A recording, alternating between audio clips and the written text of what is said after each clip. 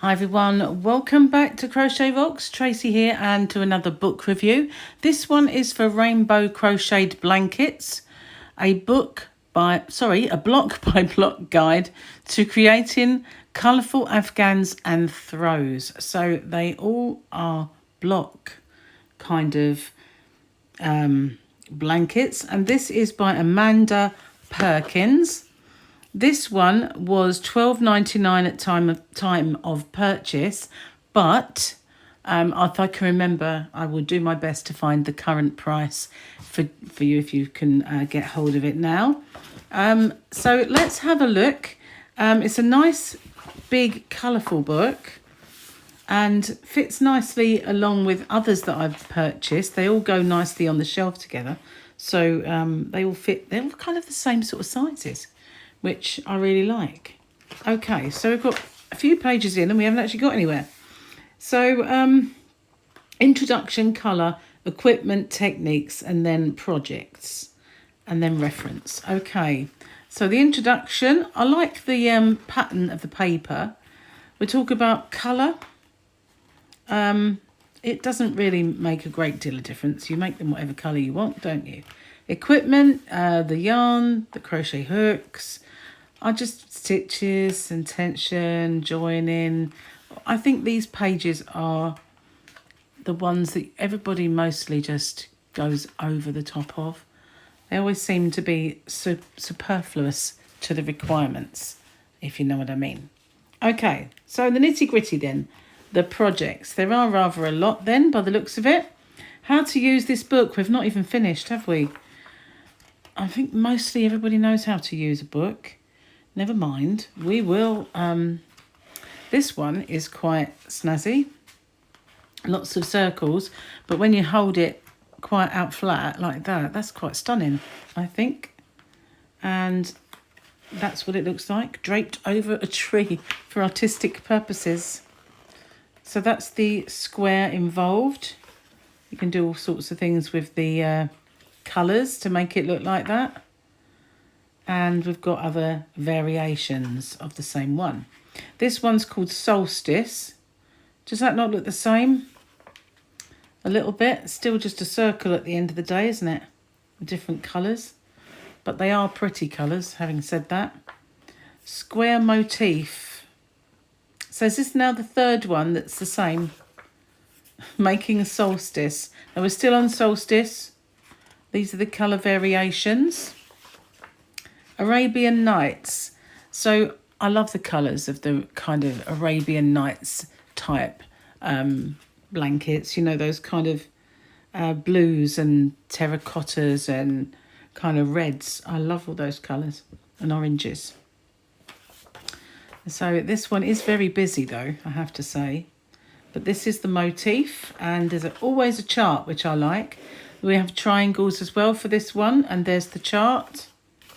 And making Arabian Nights tells you how to put it all together.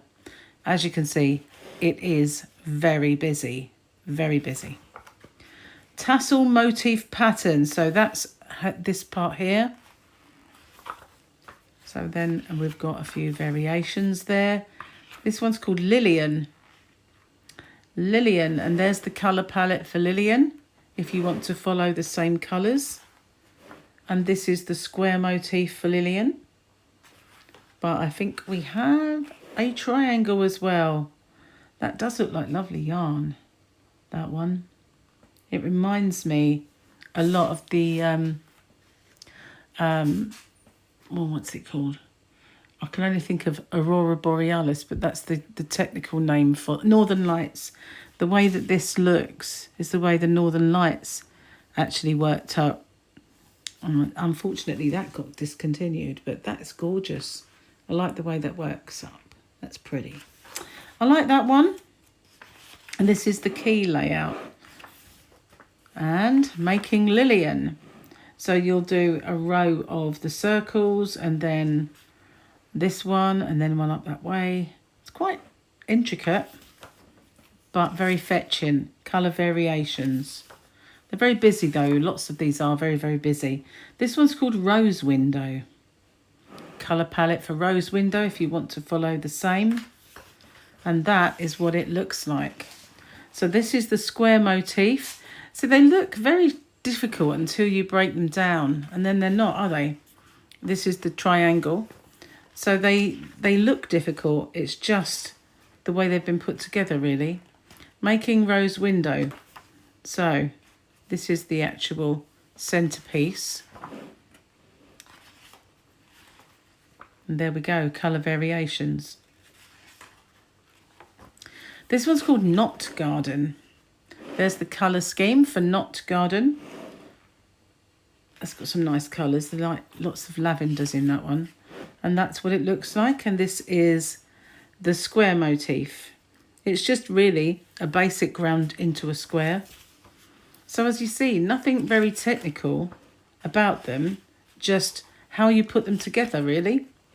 And this one is kind of layered out this way. That does look really nice. It's all to do with the colour, isn't it? The way that that works out. Lots of how to do bits.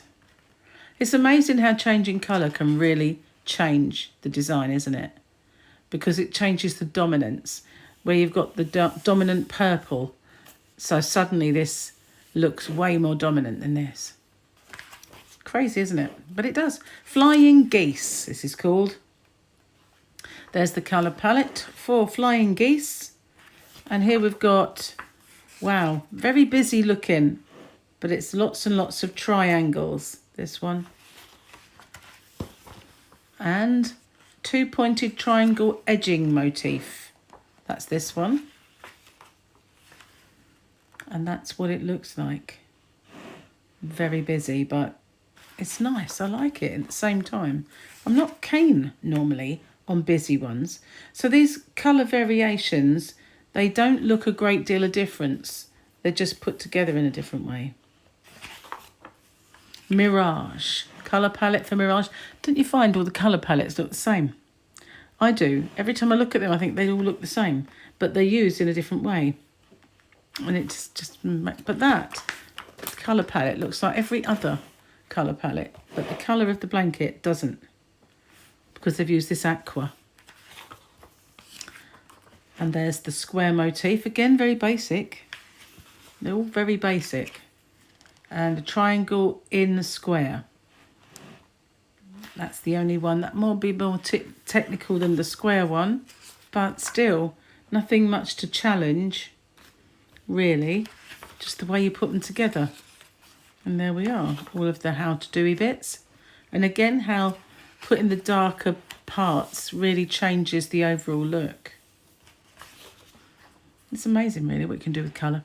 Flower Power, and there it is again, the colour palette for that. Lots of gold and orange, bit of green and a little bit of this, I don't know, would you call that lilac or something? Lavender? Don't know. But there we go, and this one is a hexagon. And you don't fill it in, so nothing too technical about making half hexagons to actually square it off. And that's what it looks like, making it together. Like, and again, how drastically different it is when you change a colour. It's amazing, really. And Liberty, this one. I like this. Colour palette for that. It's quite a more of the colours in that one. I like the way this sort of looks together. Reminds me of the Jane Crowfoot designs. Or Janie Crow, as some people call her. Hexagon motif again. That does look nice. I like this tree that they've strategically filmed with the tree. That's quite nice. And there we go. That's what it looks like. Lots of different variations to show you how you can achieve different results. And look, pictures. So that's it.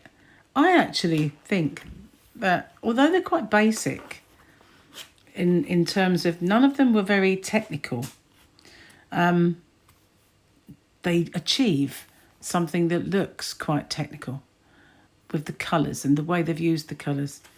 I really like this book. So let me know in the comment section what you think. I really did I like the yarn. They've used very good yarn by the looks of it to make these as well, which actually makes it more stunning. You can tell it is really, really good yarn from the way it kind of has this sheen to it. That is exactly how the kind of beautiful yarn like Red Heart Unforgettable always had that sheen and worked up like that, and the Northern Lights, and to a certain extent the Cabaret, Stylecraft Cabaret, and the Signet Boho Spirit, which is the same as the Unforgettable. They all kind of have that when they work up. They've got this real beautiful stitch definition and sheen to them. So yeah, that's the book. Hope you enjoyed that one, and I will see you on the next one. Don't forget, if you haven't already, don't forget to hit the subscribe button and the notification bell, and I'll see you on the next one.